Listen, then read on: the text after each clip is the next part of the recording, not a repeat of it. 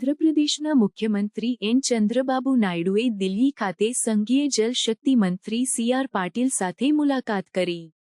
આ મુલાકાત દરમિયાન મુખ્યમંત્રી નાયડુએ પોલાવરમ બનાકાચેરલા લિંક પ્રોજેક્ટ માટેની યોજના રજૂ કરી. આ પ્રોજેક્ટનો ઉદ્દેશ ગોદાવરી નદીના વધારાના પાણીનો ઉપયોગ કરીને દુષ્કાળગ્રસ્ત વિસ્તારોમાં સિંચાઈ અને પીણાના પાણીની સુવિધા ઉપલબ્ધ કરાવવાનો છે. પ્રોજેક્ટમાં બોલાપલ્લે રિઝર્વોયર, લિફ્ટ ઇરિગેશન સિસ્ટમ અને નલ્લામાલા હિલ્સમાંથી ટનલનો સમાવેશ થાય છે.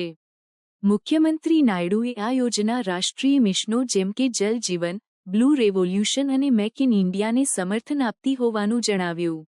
તેમણે આ પ્રોજેક્ટને સ્વર્ણ આંધ્રા 2047ના દૃષ્ટિકોણ હેઠળ મહત્વપૂર્ણ ગણાવ્યું અને કેન્દ્ર સરકારની સંપૂર્ણ સહાયની અપેક્ષા વ્યક્ત કરી.